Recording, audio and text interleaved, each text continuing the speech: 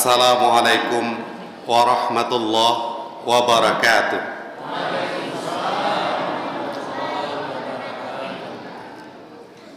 Alhamdulillahi wahdah, la syarikalah, wa ashhadu anna Muhammad ibn Abdillah wa ala alihi wa sahbihi wa mawala. Subhanaka la ilma lana illa ma 'allamtana innaka antal alimul hakim. La haula wa la quwata illa billah. Yang sama-sama kita hormati bapak-bapak, ibu-ibu, generasi muda, para adik-adik, dan seluruh jamaah tarawih yang sempat hadir pada malam hari ini. Awal kalam permulaan kata, marilah kita berdoa memanjatkan puji syukur kehadirat Allah Subhanahu wa taala atas segala limpahan nikmat, inayah serta taufik beliau. Kita masih diberikan kekuatan untuk menunaikan suatu ibadah. Yang pertama, ibadah salat Isya tadi sebagai suatu ibadah yang fardu bagi kita, diiringi nanti dengan melaksanakan satu ibadah sunnah tarawih. Dan antara Isya dan tarawih ini ada satu ruang, yaitu berbagi ilmu, berbagi cerita, berbagi agama antar sesama umat Islam. Dan titik ruang antara salat Isya dan tarawih ini bagaikan kata baginda Rasulullah sallallahu alaihi wasallam, fadlul alimi alal abidi ka fadli ala adna min ummati. Kelebihan orang alim daripada ahli ibadah bagaikan kelebihan aku dengan serendah-rendah umatku. Apa yang ingin kita capai, apa yang ingin kita maksud, bahwa antara salat Isya dan salat tarawih kita menyempatkan diri untuk berbagi ilmu. Maka disinilah salah satu peran ulama untuk membuat suatu kondisi, ada proses perbagian ilmu antara salat Isya dan salat tarawih itu. Salawat beserta salam, mari kita berdoa kepada Allah dengan membacakan Allahumma salli ala Muhammad. Semoga seumpama pahalanya dilimpahkan buat ruh junjungan alam yang telah membawa umatnya dari alam kegelapan kepada alam yang terang benderang seperti hari ini. Apa yang gelap dan apa yang terang benderang? Kegelapan sesungguhnya adalah tidak bermoralnya bangsa waktu itu, sangat biadabnya bangsa di saat itu. Itu yang dirubah oleh baginda Rasulullah sehingga damai dan tentram umat setelah Fathul Makkah. Maka itu suasana terang benderang. Apakah di masa Rasulullah itu peradaban tidak tinggi? Tinggi. Arab Saudi waktu itu, Saudi Arabia waktu itu adalah sebuah perlintasan ekonomi. Negeri Makkah waktu itu adalah negeri yang sangat tinggi nilai sastranya. Peradaban apa yang tidak ada di saat itu? Ada, lengkap, ekonomi hebat, politik pun hebat. Tetapi yang tidak ada di waktu itu adalah moral atau akhlak. Maka itu yang menyebabkan terjadinya kegelapan di tengah-tengah masyarakat waktu itu. Diantarlah kita ke ranah yang penuh akhlakul karimah. Dan itulah baginda Rasulullah menyampaikan kepada kita bersama, innama bu'ithtu liutammima makarimal akhlak. Sesungguhnya aku diutus, kata Rasulullah, untuk menyempurnakan akhlak. Bapak-bapak, ibu-ibu, masyarakat kaum muslimin sedang jamaah tarawih yang berbahagia.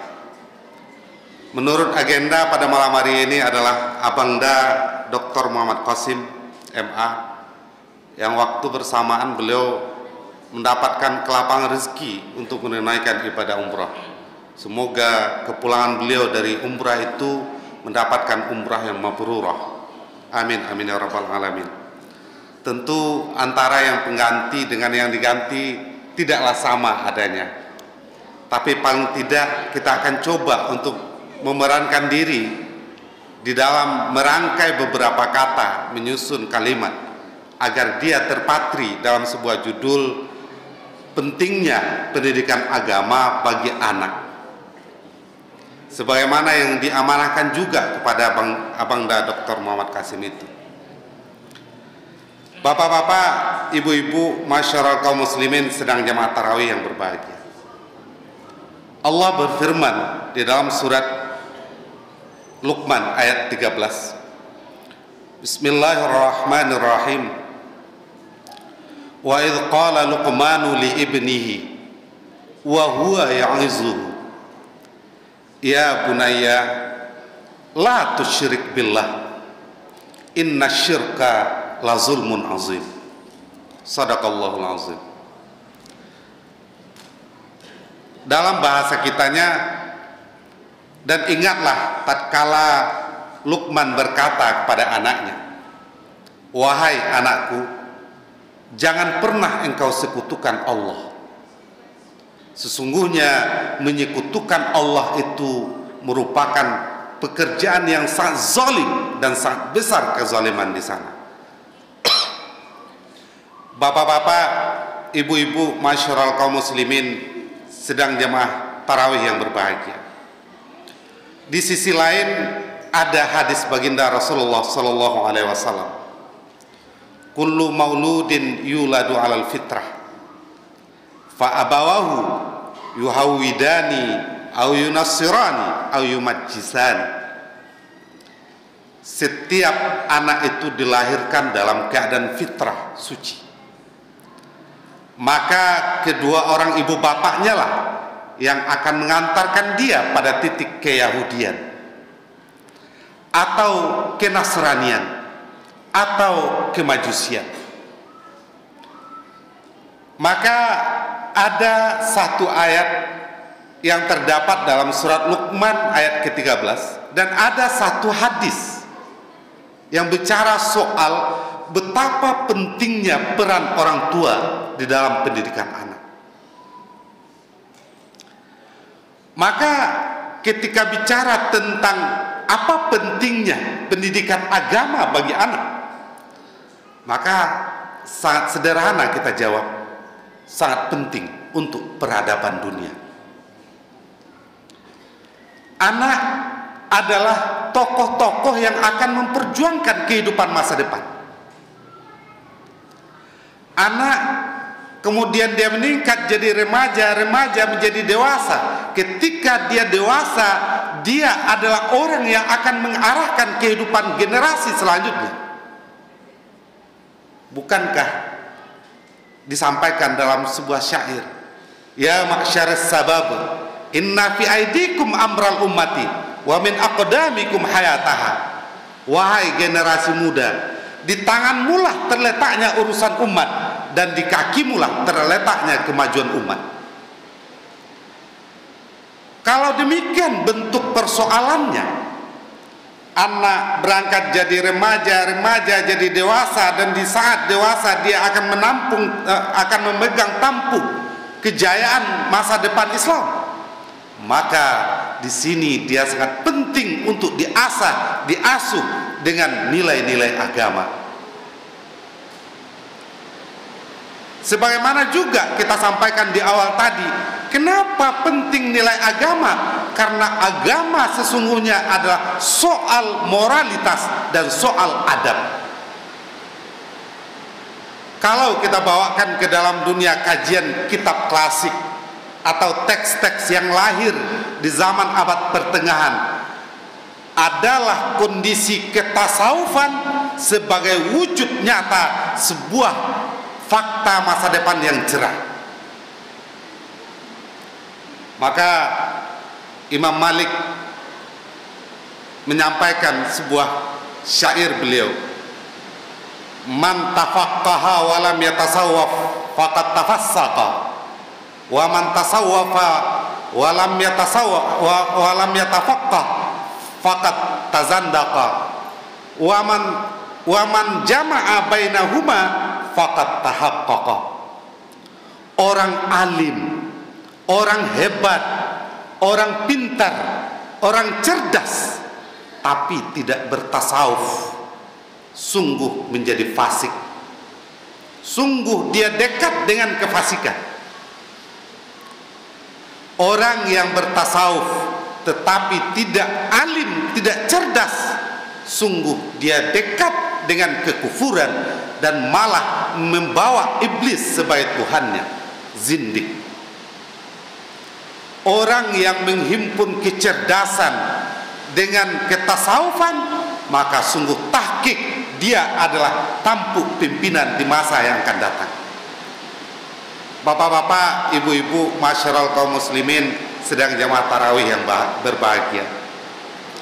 Kalau kita pikir-pikir Bapak Ibu, hanya mendengar, kita berangkat dari mendengar kasus orang. Semoga ini tidak menjadi pergunjingan bagi kita. Ada oknum yang duduk di meja Dewan Perwakilan Rakyat. Ada oknum yang duduk di meja kementerian. Apa yang tidak mereka perbuat? Korupsi. Apakah mereka bodoh? Tidak. Mereka hebat. Apakah mereka tidak punya ilmu pengetahuan? Enggak. Mereka hebat. Tapi kenapa dia juga masih melakukan korupsi? Karena yang di dalam ini belum ada isinya. Maka ingat, mari kita ingat bersama hadis baginda Rasulullah, ala inna fil jasadi mudghah, iza saluhat saluhal jasadu kulluh, wa iza fasadat fasadal jasadu kulluh, ala wahiyal qalbu. Ketahuilah bahwa di dalam diri kita ini ada segumpal daging. Apabila daging ini sehat, maka sehatlah seluruh tubuh. Apabila daging ini sakit atau rusak, maka rusaklah seluruh tubuh. Ketahuilah, dianya daging adalah hati. Disinilah tempat tasawuf itu bermain. Disinilah apa yang disampaikan oleh Luqman kepada anaknya, la tusyrik billah. Jangan pernah syirikati Allah, jangan pernah sekutukan Allah. Maka pendidikan ini yang mesti ditanamkan ke dalam diri dan jiwa anak-anak kita. Bapak-bapak, ibu-ibu, kaum muslimin sedang jamaah tarawih yang berbahagia. Maka ajaran Luqman kepada anaknya untuk mendidik anaknya adalah ajarkan kepada anak kita jangan pernah mensyirikatkan Allah. Bagaimana wujud nyatanya hari ini? Sekiranya Bapak Ibu menyekolahkan anak-anak kita ke sebuah lembaga pendidikan dengan ujung bahwa anak kita akan jadi cerdas, lantas dia cerdas mendapatkan pekerjaan yang layak, lalu mendapatkan harta, lalu dia anggap bahwa harta yang akan membuat kita bahagia, maka di saat itu terjadi kemusyrikan. Maka apa yang harus kita lakukan? Didik anak kita, sekolahkan mereka. Hai anakku, engkau aku sekolahkan sebagai wujud tanggung jawab bahwa engkau harus tahu dengan Tuhanmu. Lantas ketika engkau mendapatkan pekerjaan nanti, maka jangan lupakan agamamu, bahwa agamamu mengajarkan senantiasalah beribadah kepada Allah dan jangan serikati Dia. Maka ini yang pertama kali kita tanamkan. Bukankah bapak-bapak, ibu-ibu, sedikit kita kenang masa kecil kita. Saya teringat ketika anak saya pertama lahir, di waktu subuh Jumat itu. Ketika dia lahir, yang pertama kali diazankan dia. Apa makna di balik itu? Wahai Bapak Ibu, tugas kita yang pertama adalah mengingatkan kepada anak kita bahwa Tuhannya adalah Allah. Mungkin ini bukan pekerjaan yang baru terjadi pada diri saya, tetapi Bapak Ibu duluan daripada saya. Apa yang diajarkan pertama? Allahu Akbar, Allahu Akbar, sampai nanti la ilaha illallah. Mungkin semua kita berada pada titik itu. Itu yang pertama Bapak Ibu, bahwa penting pendidikan agama bagi anak kita itu penting. Apa bentuk pendidikan pertama? Ajarkan dia untuk mengatakan Allah adalah Tuhannya, Allah adalah tujuannya, Allah adalah tempat dia mengadu, Allah di tempat dia minta tolong. Lantas yang kedua, apa nilai ajaran pendidikan yang akan diajarkan kepada anak kita? Yang kedua Bapak Ibu, tanpa mengurangi rasa hormat dan rasa kemuliaan baginda Rasulullah, tetapi hanya ingin menyampaikan apa yang beliau riwayatkan. Yang kedua yang harus ditanamkan kepada anak kita adalah wa qada rabbuka alla ta'budu illa iyyahu wa bil walidaini ihsana.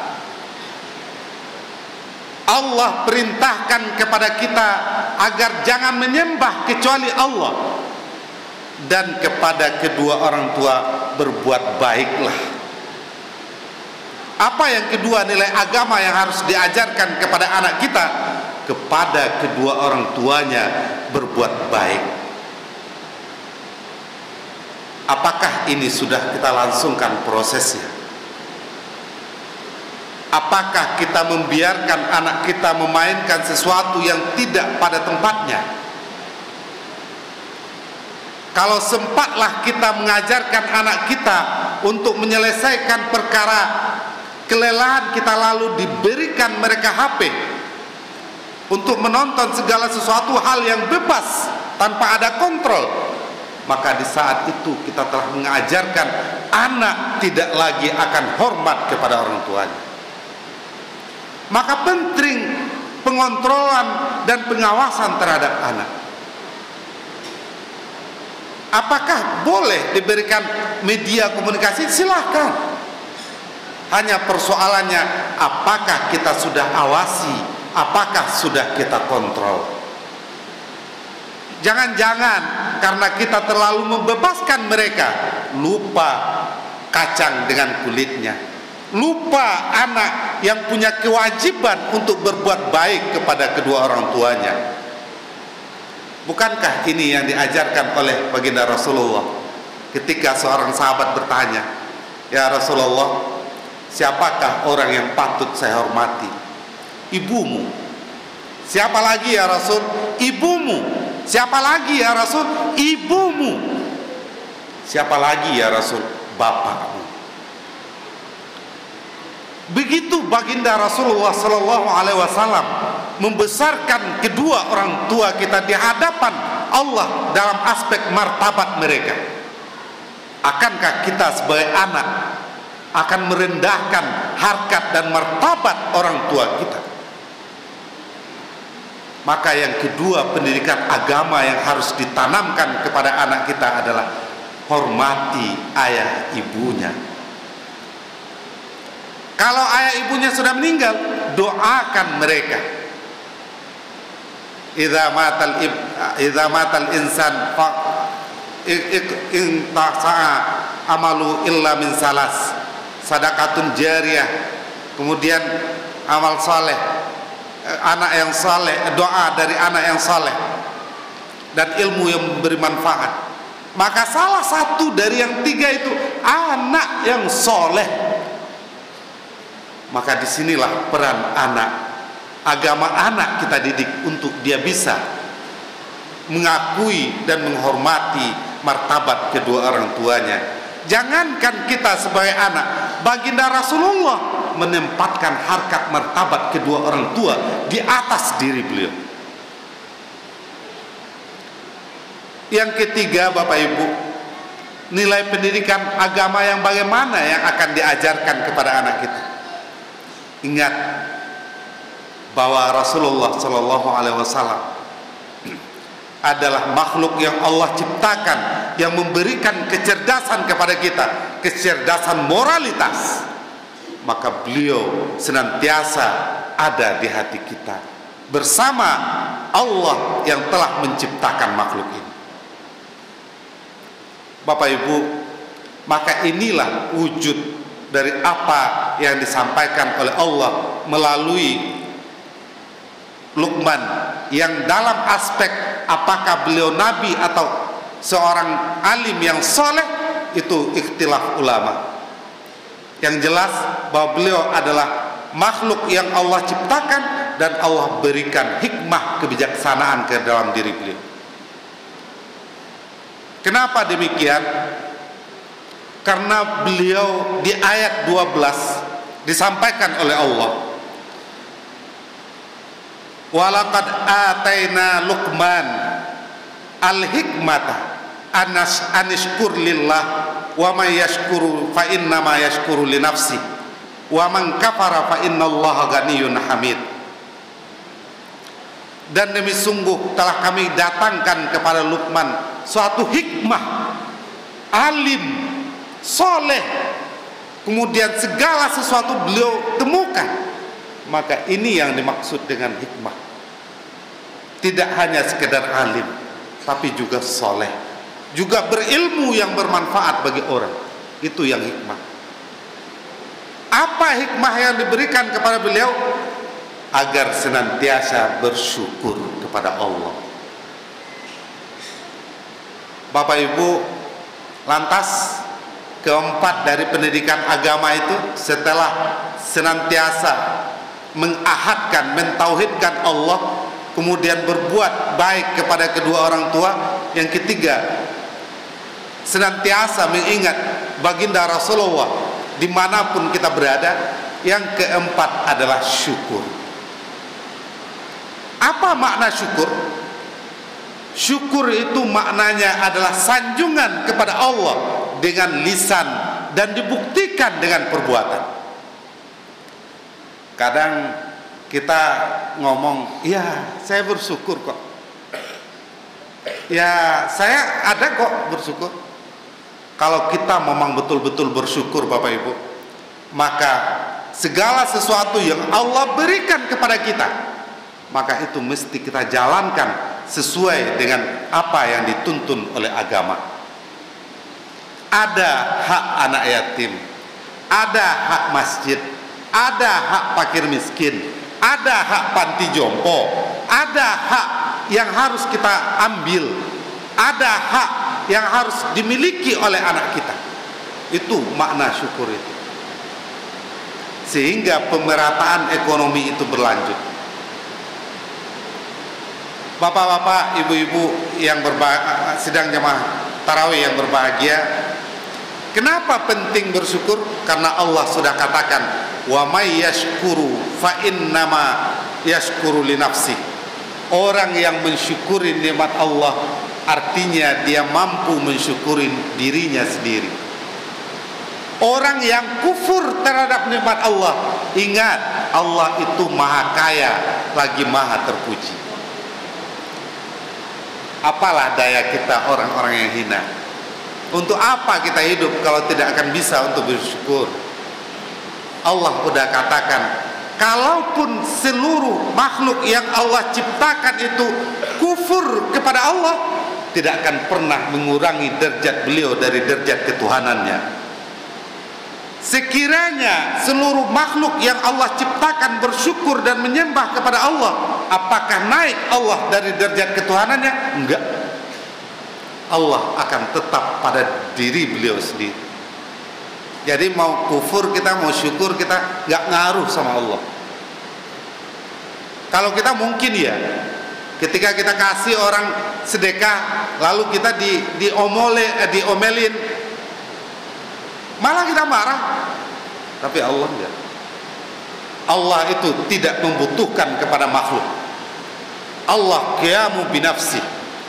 Beliau enggak hajat dengan makhluk itu. Jadi lantas untuk apa beliau ciptakan kita? Allah ingin memperlihatkan kepada kita agar kita harus mencari tahu dan selalu mengingat Allah yang menciptakan. Jadi Allah ciptakan kita ini untuk ingin terkenal loh. Kalau bahasa anak-anak mudanya, Allah ciptakan makhluk ini karena Allah ingin dikenal. Siapa yang nggak mau mengenal Allah ya silakan, nggak masalah. Allah nggak akan kurang dari derajat ketuhanannya.